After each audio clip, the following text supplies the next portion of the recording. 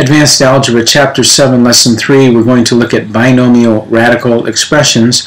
Now, that sounds kind of intimidating, but if we take a moment to look, these are words that we've used before, so we should know what their meaning is.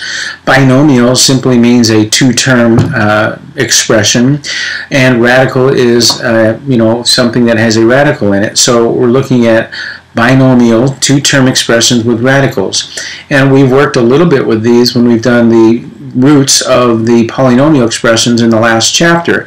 You remember when we had the irrational root theorem, where the irrational roots came in pairs, and so when we had the irrational roots, we put them in as linear factors and then we multiplied those out. So that same skill that is going to be reused here when we're looking at multiplying and dividing these binomial radical expressions.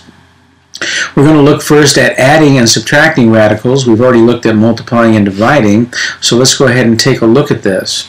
Now, like radicals are kind of like terms in that they have to have the same index and the same radicand in order to be like radicals.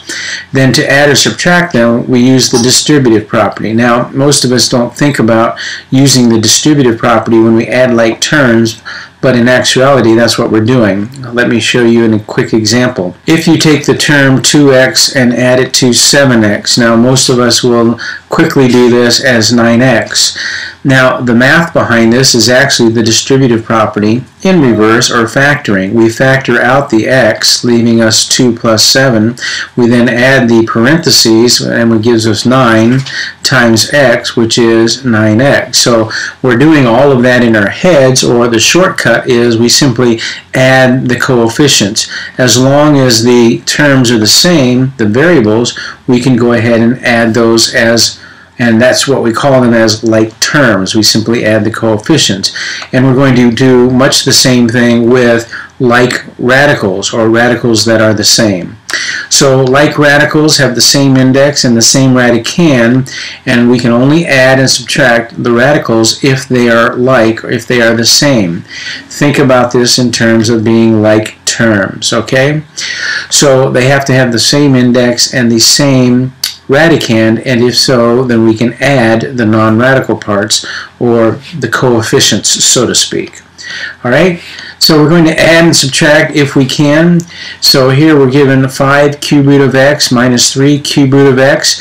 Notice that the radicals are identical, so if we wanted to factor those out, we would have the common factor of the cube root of x, leaving us 5 minus 3. We go ahead and add those coefficients, and then we add up with 2, or we end up with 2 cube root of x. So you can see it's pretty simple. As we look at 4 radical 2 plus 5 radical 3, it's not possible to add these because this is a square root of 2 radical and this is a square root of 3. They are not the same, therefore we can't use the distributive property. We can't factor those out, and that's why we can't add non-like radicals. It's not a rule we just made up. It's just if we follow the mathematics behind it, there's no way to add this by factoring out something that's in common and then adding what's in the parentheses. Okay, so adding and subtracting those is the same. Just be very careful with the minus sign in front of a radical that you take care of each of the signs. Right? Now, sometimes, though, you may look at those very quickly and say, well, those aren't the same radicals. But, however, they are like radicals. It's just that they're hidden. And they're hidden in the fact that the radical has not been simplified. So you may need to simplify each radical term first to find out the like radicals before you can actually add them or subtract them. So, for example, here I have 6 square root of 18 plus 4 square root of 8 minus 3 square root of 72. Now, if we look at those quickly, this radical, and this radical are all different, so we might just write down, well, these can't be added because they're not like radicals, and move on to the next problem. However, all of these radicals can be simplified, and in their simplified versions, some of them may be like. Therefore, we need to simplify first. So we can simplify 6 square root of 18 and 4 plus 4 square root of 8 minus 3 radical 2 into these radicals.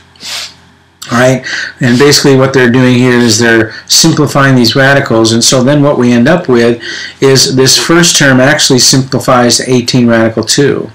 This second term actually simplifies to 8 radical 2, and this last term actually simplifies to 18 radical 2.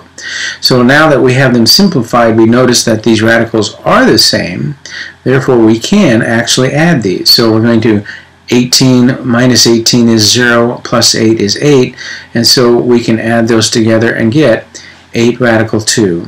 So make sure that we check for like radicals. If not, we check and make sure that they can be simplified before we make the determination that they cannot be simplified.